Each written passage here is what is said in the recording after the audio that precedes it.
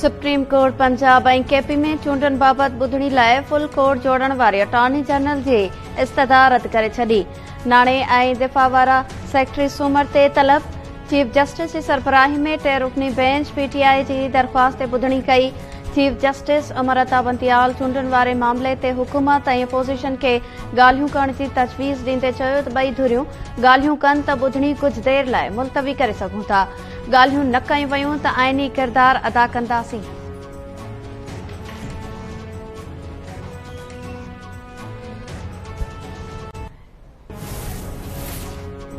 पंजाब ऐं केपी जूं चूंडूं मुलतवी थियण ख़िलाफ़ पीटीआई जी दरख़्वास्त ॿुधंदड़ 4 रुकनी बेंच बि टुटी वई।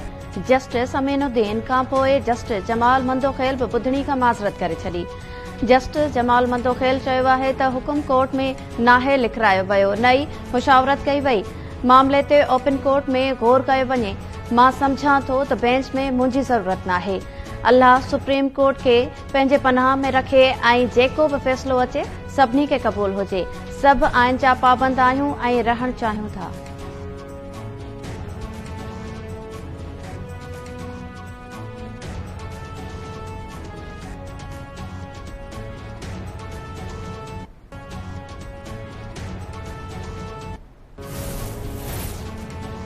पाण मुरादे नोटिस जे अख़्तियारनि बाबति जस्टिस काज़ी फाइज़ ईसा ऐं जस्टिस अमीन जो फ़ैसिलो क़ानूनी तौर लागू न थींदो। सुप्रीम कोर्ट जे रजिस्ट्रार 2 रुकनी बेंच जे फ़ैसिले ते सर्कुलर जारी करे छॾियो। सर्कुलर में चयो वियो आहे त जस्टिस फाइज़ ऐं जस्टिस अमीन जे फ़ैसिले में आर्टिकल 184 ते ऑब्जर्वेशन पाण मुरादे नोटिस में अचे थी। 2 रुकनी बेंच जो फ़ैसिलो 5 रुकनी बेंच जे फ़ैसिले ख़िलाफ़ आहे। 5 रुकनी बेंच पाण मुरादे नोटिस के चीफ जस्टिस जो अख्तियार करार ॾेई चुकी आहे। आपके आला तरीन मनसब के ऊपर बैठे लोग जो हैं वो इन रवैयों का इजहार करेंगे जो रवैया उन्होंने उसमें बयान किया है। ये फैसला लिखते वक्त मुझसे मुशावरत नहीं की गई, मेरी राय ही नहीं ली गई और फैसला जो है वो तहरीर कर दिया गया। ये इंतहाई जो है वो अफसोसनाक बात है। ये एक कौमी साने से कम ये बात नहीं है। वो एक अदालत का फैसला, वो सुप्रीम कोर्ट के एक मुअज़्ज़ज़ जज का फैसला है। कानून के एक अदना तालिब इल्म के तौर मैंने आज तक ये बात नहीं सुनी कि सुप्रीम कोर्ट के बेंच के फैसले को सर्कुलर के जरिए से जो है वो इनइफेक्टिव कर दिया जाए। घरू वज़ीर राणा सनाउल्ला चयो आहे त जस्टिस फाइज़ जो फ़ैसिलो सर्कुलर सां ख़त्म नथो करे सघिजे। रजिस्ट्रार जी सुप्रीम कोर्ट जी बेंच आॾो का बि हैसियत नाहे। जेसीं ताईं जस्टिस फाइज़ ईसा जो फ़ैसिलो चैलेंज न थींदो तेसीं ताईं सभिनी ते लागू थींदो। मामले ते फुल कोर्ट फ़ैसिलो नथो ॾिनो वञे त इंसाफ़ थींदे नज़र न ईंदो। ख्वाजा आसिफ चयो त पार्टीबाज़ी सियासतदाननि में थींदी आहे, सुप्रीम कोर्ट जी रिवायत नाहे। हिन वक़्तु एतमाद जी खोट आहे। एतमाद ऐं इतिहाद बहाल करणो आहे त फुल कोर्ट जोड़े वञे। सियासतदानों में तो पार्टीबाजी भी होती है, मुखासमत भी होती है, लड़ाई झगड़े भी होते हैं। वो तो हमारा हिस्सा है, हमारे कल्चर का, सियासत के कल्चर का हिस्सा है, लेकिन इनके कल्चर का हिस्सा नहीं है। मैं माजरत के साथ कहूंगा कि इनका कल्चर जो है वो बहुत कुछ डिमांड करता है जो बड़ा आला और अरफा है, जिससे जो है कि कोई भी हुकूमत हो, कोई भी तबका हो, कोई भी सियासी पार्टी हो, उसका जो है एतमाद मुतज़लज़ल ना हो। आज जो है एतमाद जो है मुतज़लज़ल हो रहा है। ये तो पहले दिन से डिमांड जो है हम कर रहे हैं कि ये फुल कोर्ट बना लें, तो अब जो है ये श्रिंक होता जा रहा है सारा।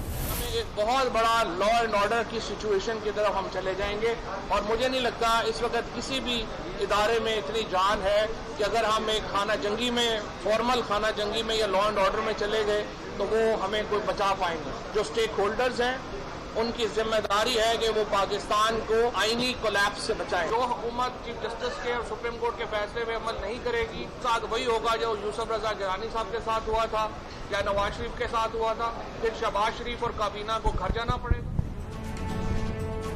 हुकूमत सुप्रीम कोर्ट जे फ़ैसिले ते अमल न कयो त यूसुफ रजा गिलानी ऐं नवाज शरीफ जहिड़ो हशर थींदो। शहबाज शरीफ ऐं संदसि काबीना खे घर वञणो पवंदो। फवाद चौधरी चयो आहे त चूंडूं न थियूं त घरू वेड़ थींदी। पीटीआई सुप्रीम कोर्ट के सियासी गर्मी घटाइण जी लिखत में ख़ातिरी कराए छॾी।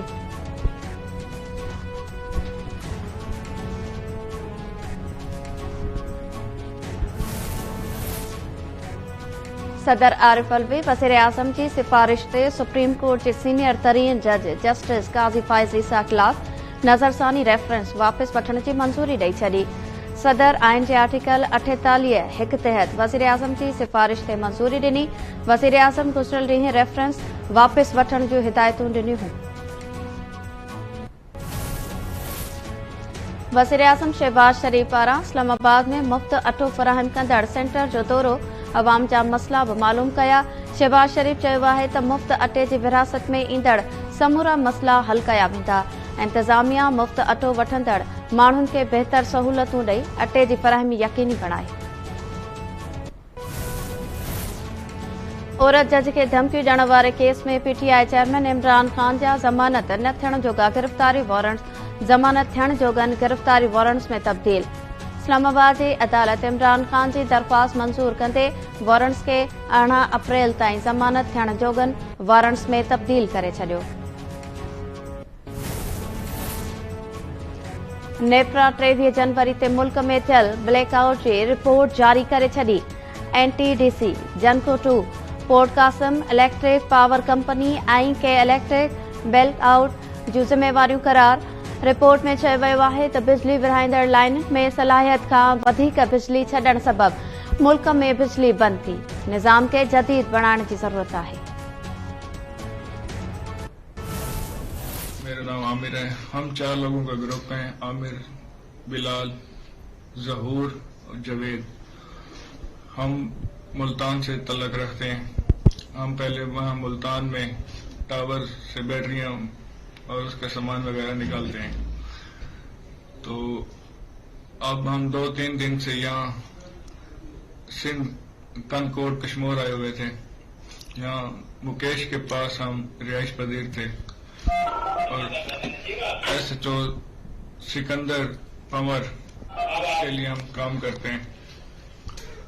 और यहाँ पर हमने कश्मीर में 14-15 जगह से बैटरियां निकाली हैं।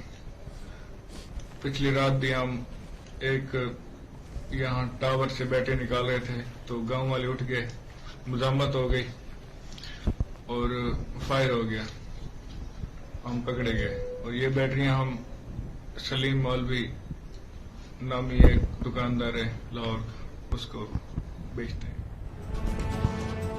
कंदकोट पुलिस पारां शकी मुक़ाबले में मारियल 2 बैटरी चोरनि की गिरफ़्तारी वारी वीडियो साम्हूं अची वई। मुबैना मुक़ाबले में मारियल जवाबदार जो वीडियो बयान में SHO सिकंदर पंवर लाइ कम करण जो एतराफ़। वीडियो में गिरफ़्तार जवाबदार मोबाइल टावर्स जूं बैटरीज़ चोरी करण जो एतराफ़ कंदे चई रहियो आहे त संदन तालुक मुल्तान सां आहे। हू मीरपुर माथेलो में मुकेश वटि तहसिल हुआ। पुलिस दावा कई आहे त जवाबदारनि खे छॾाइण लाइ आयल साथियुनि जी फायरिंग में 2 जवाबदार मारिजी विया आहिनि।